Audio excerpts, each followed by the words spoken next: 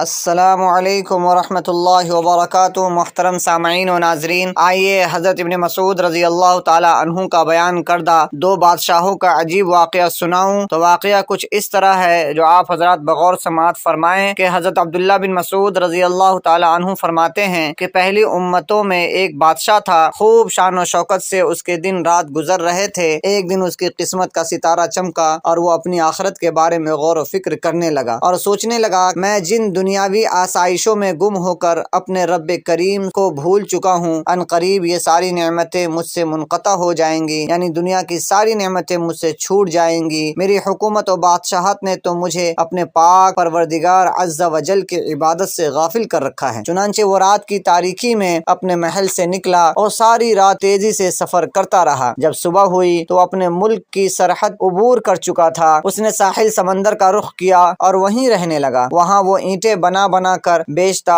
جو رقم حاصل ہوتی اس میں سے کچھ اپنے خرچ کے لیے رکھ لیتا اور باقی سب صدقہ کر دیتا۔ اسی حالت میں اسے کافی عرصہ گزر گیا۔ بالآخر اس کی خبر اس ملک کے بادشاہ کو ہوئی تو اس بادشاہ نے پیغام بھیجا کہ مجھ سے آ کر ملو، لیکن اس نے انکار کر دیا اور بادشاہ کے پاس نہ گیا۔ بادشاہ نے پھر اپنا قاصد بھیجا اور اسے اپنے پاس بلوایا۔ اس نے پھر انکار کر دیا اور کہا کہ بادشاہ کو مجھ سے کیا غرض اور مجھے بادشاہ سے کیا کام کہ میں اس کے پاس جاؤں۔ جب بادشاہ کو یہ بتایا گیا تو وہ خود گھوڑے پر سوار ہو کر ساحل سمندر پر آیا۔ جب اس نیک شخص نے دیکھا کہ بادشاہ میری طرف آ رہا ہے تو اس نے ایک طرف دوڑ لگا دی۔ بادشاہ نے جب اسے بھاگتے دیکھا تو وہ بھی اس کے پیچھے پیچھے بھاگنے لگا، لیکن وہ بادشاہ کی نظروں سے اوجھل ہو گیا۔ جب بادشاہ اسے نہ ڈھونڈ سکا تو بلند آواز سے کہا، اے اللہ کے بندے، میں تجھے کچھ بھی نہیں کہوں گا، تو مجھے خوف زدہ نہ ہو، تو مجھ سے خوف زدہ نہ ہو، میں تجھ سے ملاقات کرنا چاہتا ہوں۔ جب اس نیک شخص نے یہ سنا تو بادشاہ کے سامنے آ گیا۔ بادشاہ نے اسے کہا، اللہ عز و جل تجھے برکتیں عطا فرمائے، تو کون ہے اور کہاں سے آیا ہے؟ اس نے اپنا نام بتایا اور کہا، میں فلاں ملک کا بادشاہ تھا۔ جب میں نے غور و فکر کیا تو مجھے معلوم ہوا کہ میں جس دنیا کی دولت میں مست ہوں یہ تو عن قریب فنا ہو جائے گی، اور اس دولت و حکومت نے تو مجھے غفلت کی نیند سلا رکھا ہے۔ چنانچہ میں نے اپنے تمام سابقہ گناہوں سے توبہ کی اور تمام دنیاوی آسائشوں کو چھوڑ کر دنیا سے الگ تھلگ اپنے رب کریم کی عبادت شروع کر دی۔ اللہ عز و جل میری اس کاوش کو اپنی بارگاہ میں قبول و منظور فرمائے۔ جب بادشاہ نے یہ سنا تو کہنے لگا، میرے بھائی، جو کچھ تو نے کیا میں تو تجھ سے زیادہ اس کا حقدار ہوں۔ یہ کہتے ہوئے وہ گھوڑے سے اترا اور اسے وہیں چھوڑ کر اس نیک شخص کے ساتھ چل دیا۔ چنانچہ وہ دونوں بادشاہ ایک ساتھ رہنے لگے اور اب وہ ہر وقت اپنے رب کریم کی عبادت میں مصروف رہتے، اور انہوں نے دعا کی، اے ہمارے پروردگار، ہمیں ایک ساتھ موت دینا۔ چنانچہ ان دونوں کا ایک ہی دن انتقال ہوا اور ان کی قبریں بھی ایک ساتھ ہی بنائی گئیں۔ یہ حکایت نقل کرنے کے بعد حضرت عبداللہ بن مسعود رضی اللہ تعالیٰ عنہ فرماتے ہیں، اگر میں مصر میں ہوتا تو ان کی قبروں کی جو نشانیاں ہمیں اللہ کے رسول صلی اللہ علیہ وسلم نے بتائی ہیں، میں ان نشانیوں کی وجہ سے انہیں ضرور پہچان لیتا اور تمہیں وہ قبریں ضرور دکھاتا۔ یہ ویڈیو آپ کو کیسی لگی کمنٹ باکس میں ضرور بتائیں۔